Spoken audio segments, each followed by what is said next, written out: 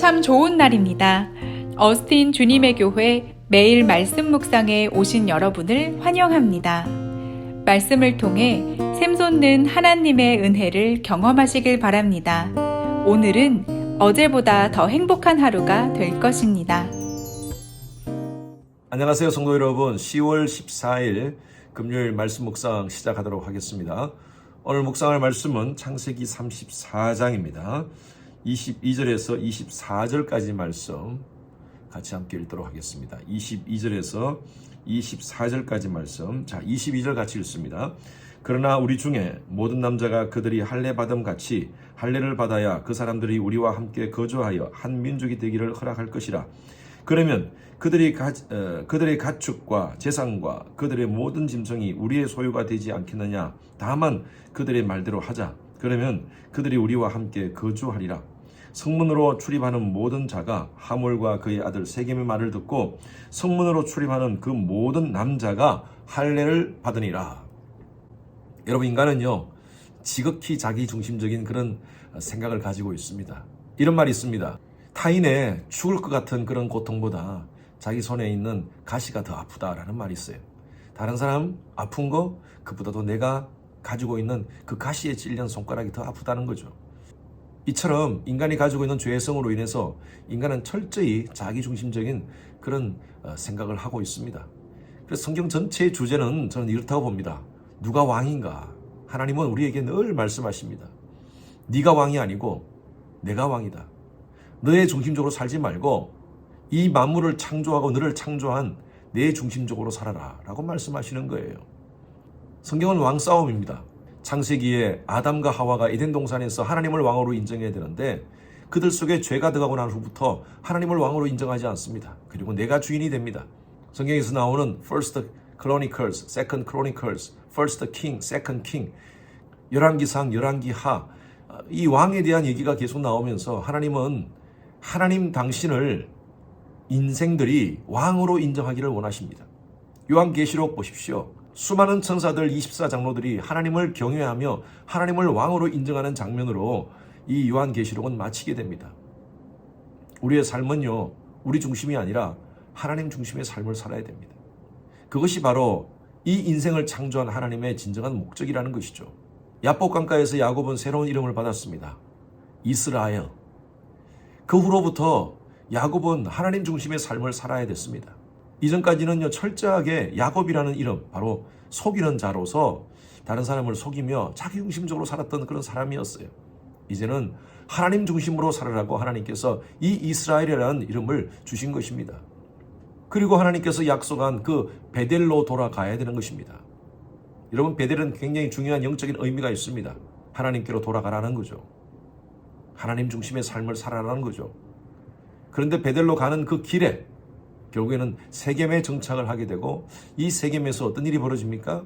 딸 디나가 세겜에 사는 추장 세겜에 의해서 성폭행을 당합니다. 그리고 세겜이 찾아와서 사과는 하지 않고 그 딸을 달라고 얘기하는 것이죠. 이 상황 속에서 야곱은 자기 딸을 겁탈한 그 세겜을 향하여 화를 내고 그에 합당한 법적인 조치를 했어야 됩니다. 그럼에도 불구하고 야곱은 자기 살 길만 생각하는 거예요. 그 아들 11명에게 이 디나의 사건을 얘기하니까 그 11명의 형제들이 화를 내면서 전략을 짭니다. 그들을 집단 학살할 전략을 짜는 거죠. 우리의 딸들과 너희들이 결혼하기 위해서는 너희들이 할례를 받아야 된다라는 그런 조건을 제시합니다. 그래서 너희들이 만약에 우리의 딸들과 디나와 그 외의 딸들과 결혼하기 위해서는 모든 남성들이 할례를 받아라. 이 소식을 들은 세겜이 그곳에 있는 남자들에게 이런 얘기를 합니다. 오늘 읽었던 말씀이죠. 22절 한번 보시기 바랍니다. 그러나 우리 중에 모든 남자가 그들이 할례를 받음 같이 할례를 받아야 그 사람들이 우리와 함께 거주하여 한 민족이 되기를 허락할 것이라 하면서 23절 그러면 그들의 가축과 재산과 그들의 모든 짐승이 우리의 소유가 되지 않겠느냐. 다만 그들의 말대로 하자. 그러면 그들이 우리와 함께 거주하리라. 어떤 목적입니까? 이 할례를 인간적인 욕구를 채우는 또 소욕을 채우는 어떤 도구로 사용하는 것입니다. 철저하게 이 사람들도 인간적인 계획을 합니다. 그들의 재산을 우리가 얻기 위해서라도 우리가 할례해서 그들의 딸들과 결혼하자. 여러분, 참 인간의 이 아주 야박한 그런 자기중심적 사고 아닙니까? 결국에는요 이 사람들이 다 할례를 받습니다. 아시다시피 할례를 받고 나면 움직일 수가 없습니다. 며칠 동안은. 그때 야곱의 아들들이 이 세겜의 남성들을 집단 살육해버립니다. 이 엄청난 사건이 일어나게 된 거죠. 이 할례가 무엇입니까? 이 할례는요, 하나님의 자녀로서의 징표입니다. 여러분, 할례를 받는다고 하나님의 자녀가 됩니까? 그렇지 않습니다. 하나님의 자녀들은요, 할례를 받는 것이죠. 그 당시에. 이 할례는 오늘날 세례와 같은 것입니다. 세례 받는다고 해서 구원받는 거 아닙니다. 그러나 구원을 받은 자들은 세례를 받는 것입니다. 세례 받는 것은 바로 하나님의 자녀의 징표인 것이죠. 사인인 것이죠. 마치 제가 이 반지를 끼고 있습니다. 자, 결혼 반지인데 이 결혼 반지를 제가 꼈다고 해서 제가 결혼한 사람입니까? 그건 아니에요. 그러나 결혼한 사람들은 결혼 반지를 끼는 것입니다. 이것이 바로 징표라는 것이죠. 그러나 이 야곱과 야곱의 자녀들은 이 거룩한 할례 행위를 그들의 목적을 이루는데 도구로 사용합니다. 이것은 얼마나 불경한 일입니까? 세겜에 있는 남성들을 집단 살육하기 위해서 그들로 하여금 할례를 하라 한 거예요. 이 세겜에 있는 사람들도 자기중심적으로 할례를 받음으로 말미암아 저들의 딸들과 결혼할 수 있고, 그러면 저 사람들의 재산이 다 우리 재산이 된다는 지극히 인간적인 방법으로 할례를 받았습니다.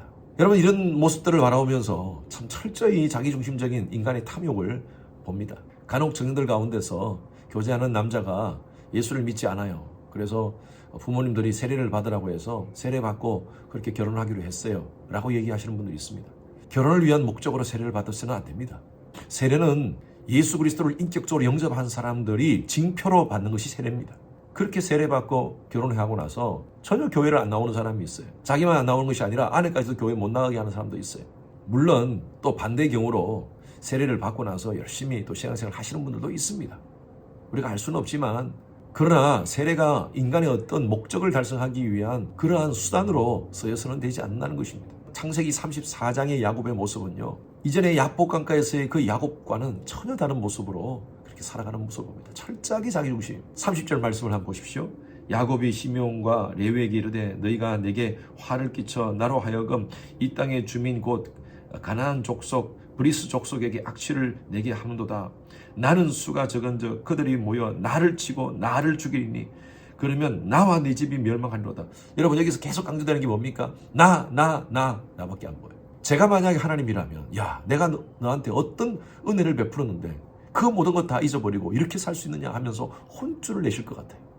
그러나 하나님은요, 여전히 야곱을 하나님께서 이끄시고 보호하십니다. 왜 그런 줄 아세요? 하나님께 주신 그 언약 때문에 내가 너와 함께 하겠다. 내가 너를 이곳으로 이끌어오리라. 하나님께서 야곱에게 나타나십니다. 우리 내일 묵상할 말씀인데요, 한번 보십시오. 35장 1절 말씀.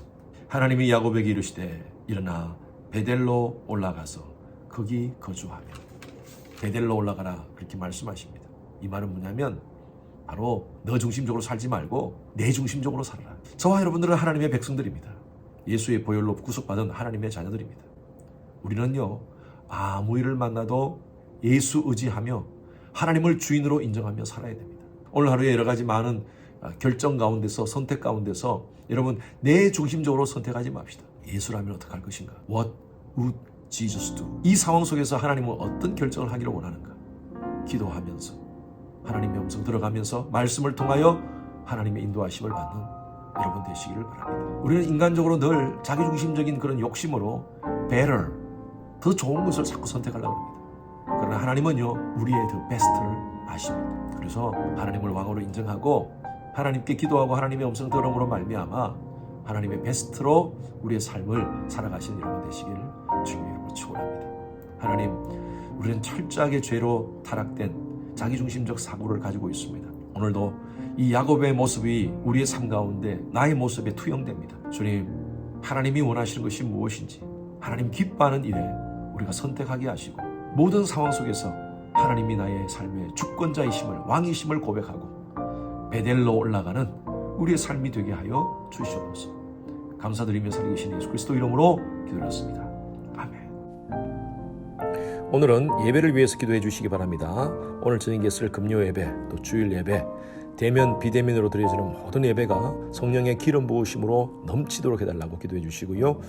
말씀을 준비해서 선포하는 저를 위해서, 또 여러 우리 부교육자들을 위해서 설교 가운데 능력 있게 하나님 말씀이 선포될 수 있도록 해달라고 기도해 주시기 바랍니다. 예배를 준비하시는 이런 우리 봉사자들을 위해서 기도해 주십시오. 미디어, 안내, 찬양, 교사 여러 모습으로 섬기시는 분들 예배를 섬김을 통하여 은혜 받을 수 있도록 기도해 주시기 바랍니다.